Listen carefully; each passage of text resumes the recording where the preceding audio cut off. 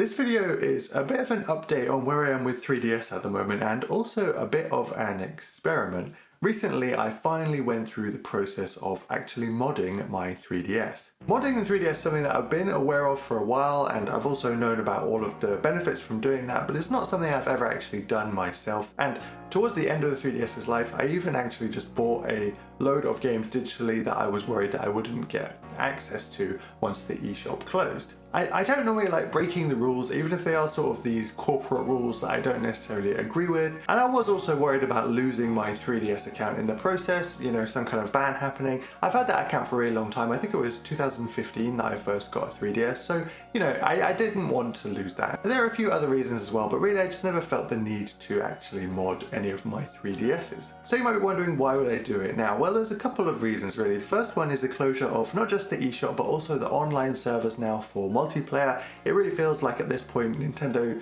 the 3DS is really just dead to them. There's no support there at all from, you know, the official creators of the system, but there is still a lot of support from the online community, and so I wanted to check it out. And the second reason really was everything that happened around Yuzu and Citra. Yuzu I can kind of understand, but Citra, the 3DS emulation software being shut down as well, did just feel a bit weird to me. You can't buy any of the games anymore, and a lot of people use Citra to record 3DS games for things like streaming and gameplay on YouTube channels, and I'd been considering for a while using it myself to record some 3DS gameplay so that I could make some videos about 3DS games on the channel. So with all of that in mind, I decided I was going to give it a go. Now the process itself actually was a lot easier than I thought. I'm not really going to show the process on here, there's plenty of videos for that, but you know, I used the fairly well-known and well-documented website. It's a really good guide, it takes you through everything step by step. You just need to make sure you've got an SD card reader and you can follow instructions. It can be a little bit scary because at times it makes your 3DS just show like black and white text like it's an early 2000s computer, but on the whole, yeah, it's really simple to do. I've got a few 3DS at this point, so at first I modded this 2DS XL, which doesn't have my account on it, just to sort of test out the process, you know, see if I liked it. I messed around with that for a month or so, and then I decided I was going to go ahead and do it with my main 3DS console, which is this black new Nintendo 3DS. This is my favorite one, and it's gone fine on both of those consoles. And so now that I've got my main 3DS modded, there's a few things that I'm pretty excited to try on it. First of all, I'm quite excited to try emulation on it. I really like just taking my 3DS around with me because of the clamshell design, and while I do have other systems that can emulate things like Game Boy, Game Boy Advance, I think it would just be nice to have one system that can play 3DS, DS, you know, Game Boy, Game Boy Advance, and some of the older systems as well. And if I can get my 3DS to do that, then that would be great, just to have that sort of all-in-one console at this point. And I know a lot of people are probably saying, you know, Steam Deck can do that, but what I mean is an all-in-one console that's a bit smaller. Steam Deck's a bit big for me to just carry around all the time. I'm also excited to try out a few things like some fan games and some ROM hacks, especially Pokemon ROM hacks. I am a fan of Pokemon games and I do like playing the ROM hacks. I played quite a few of the older ones for like Game Boy and Game Boy Color, Game Boy Advance, but I'm pretty excited to try some on some of these later Pokemon games. I've heard that the 3DS does have a few decent ones. Ancestral X for Pokemon X is particularly supposed to be quite a good one, so I'm pretty excited to give that a go. Modding your 3DS also opens up things like themes and customization even more. I do already have some themes on my 3DS that I like, that I bought back in the day, but you know, having more customization is always a good thing. It's one of my bugbears with the Switch, so opening that up even more in the 3DS is a pretty big benefit for me. And finally, there's Pretendo, which is this new online system for the 3DS, which is completely fan developed and fan made. I don't think it's quite complete yet. I think you can try it out on a few games. So I'm quite excited to give that a go and see if it gives the 3DS sort of a new leash of life when it comes to these multiplayer games, you know, especially things like, I can imagine loads of people want to play Mario Kart still on the 3DS. I know that modding the 3DS also gives you the option to acquire games in a new way, but I don't really need to do that. Like I said, I sort of panic bought a lot of digital 3DS games that were like digital only, or ones that were expensive to buy physically just before the eShop closed. So I kind of already have all the games that I'd want to play.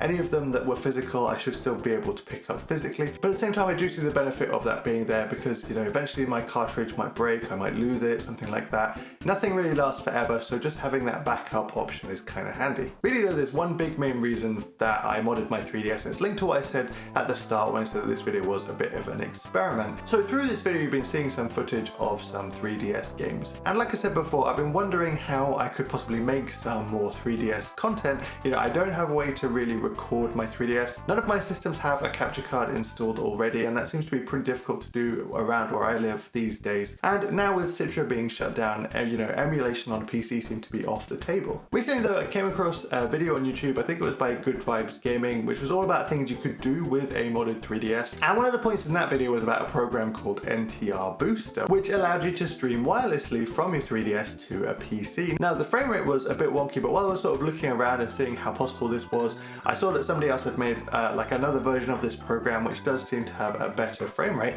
So that's really is the main reason that I wanted to see how well this would work. So all of the 3DS footage that you're seeing in this video is me playing my 3DS and the 3DS wirelessly streaming to a PC, and then I'm just recording it on the PC like that. Now sadly this can't do DS. Apparently when you play a DS game on the 3DS it launches like a whole new operating system, and so the program can't capture that. But really I just wanted to test out how this looks. What do you guys think? Does the footage look decent? Does it look usable? I'm going to show a few different layouts, some top screen, some bottom screen, some switching between. Some of them have had both screens in, some of them with borders and backgrounds, and some of them without, where it's just sort of plain black around there. So hopefully that will give both you and me a good idea of what looks good in a video and what doesn't. I actually really like recording gameplay this way. When I'm recording my Steam Deck footage normally, or things like the Switch footage, then I sort of have to go upstairs up to my office, plug the console into the PC, it's all got to be wired up, and while it's not uncomfortable, it's not really the most comfortable that I could be. Whereas this, because the 3DS itself doesn't actually have to be wired up to anything, I sit on the sofa,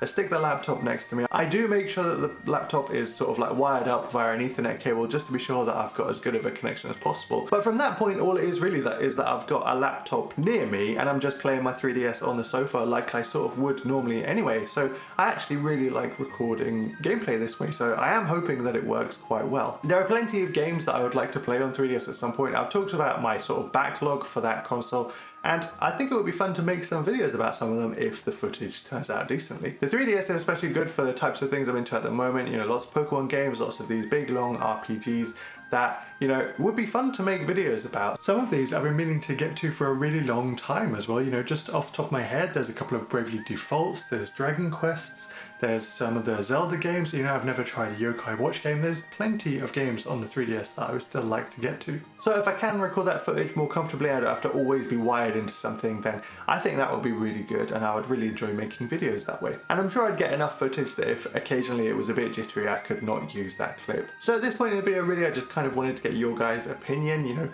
What do you think of this? Do you think it works well and it looks good for a YouTube video? And, if so, what kind of games would you like to see from me on the 3DS? Most of the footage that you've seen is just me experimenting with the game for like 10-15 minutes. There is one game that I've been playing through a lot further that I probably will end up making a video on, but if there are any games from the 3DS that you want to see me talk about, then let me know down in the comments. Thank you so much for watching this video, and I hope to see you in the next one.